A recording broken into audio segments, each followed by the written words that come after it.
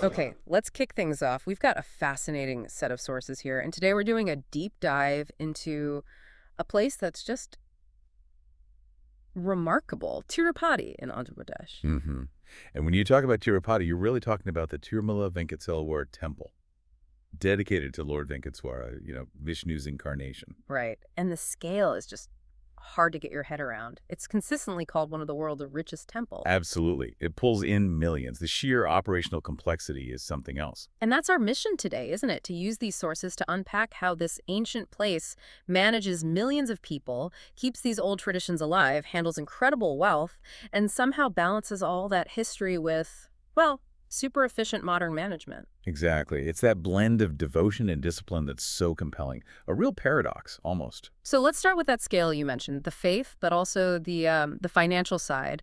The sources talk about massive revenue, right? Huge. We're talking hundreds of millions of dollars potentially annually, and it's pretty much all from devotees' offerings. Which isn't just money. It's gold, certainly, but also hair. That's quite specific. It is. The tradition of tonsuring, shaving your head completely, is a really significant part of the pilgrimage for many. And the sources say it's about humility, surrender. Precisely.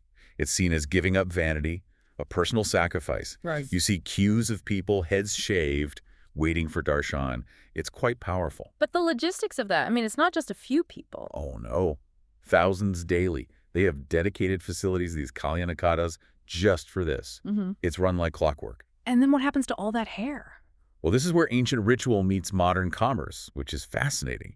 The sources point out that the tonsured hair is collected, processed, and then auctioned internationally. Auctioned? Seriously? Yes, it's a major source of revenue for the Temple Trust, the TTD. It feeds the global market for wigs and hair extensions. Wow. So an act of devotion literally fuels a global industry. That's unexpected. It perfectly illustrates that blend we talked about. Deep spiritual meaning, incredibly efficient logistics, and a significant economic dimension.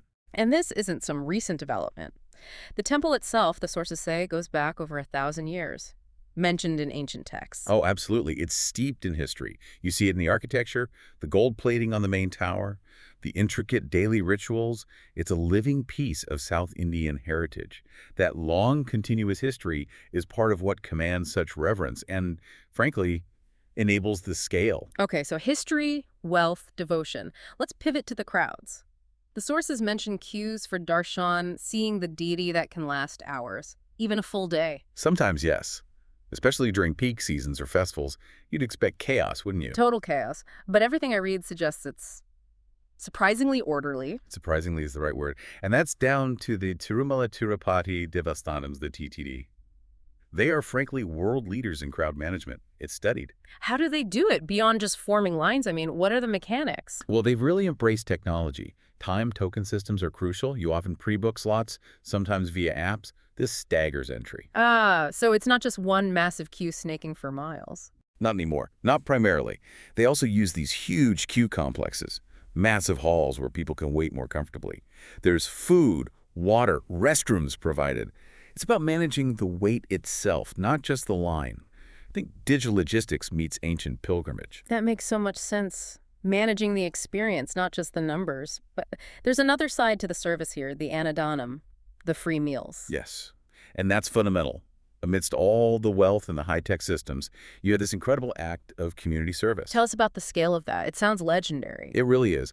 The sources estimate anywhere from 50,000 to maybe over 100,000 people are fed every single day. Every day. That's incredible. Simple food, rice, sambar, maybe rasam, but served freely to everyone. The kitchens are huge, partly automated now, but the spirit is devotional. People often say the food tastes divine.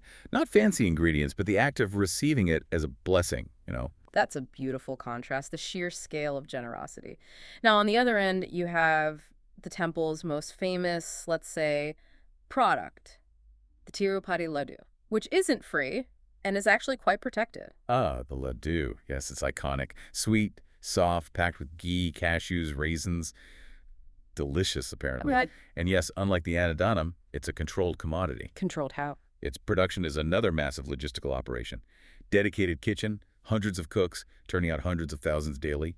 But crucially, It has a geographical indication tag, a GI tag. A GI tag, like champagne or Darjeeling tea for a religious offering. Exactly like that. It means the name Tirupati Laddu and the specific recipe are legally protected.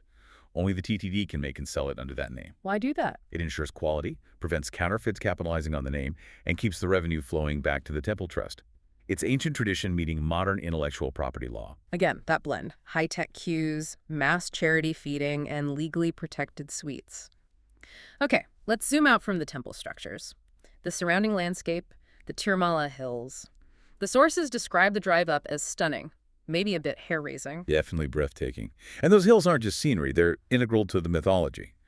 There are 7 peaks. 7 peaks. Yes, and they're said to represent the 7 heads of Adisesha, the cosmic serpent god on whom Lord Vishnu rests.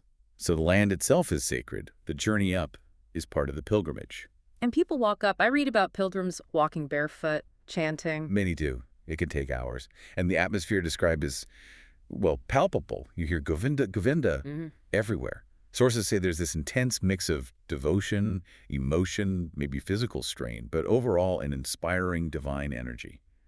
It affects you, apparently, whether you're deeply religious or not. But with millions visiting, surely there's pressure on this sacred environment. The modern city of Tirupati at the base has grown huge. That's the constant tension. Tirupati town is now a major hubs, hotels, restaurants, and international airport even. It supports the pilgrimage, but brings challenges.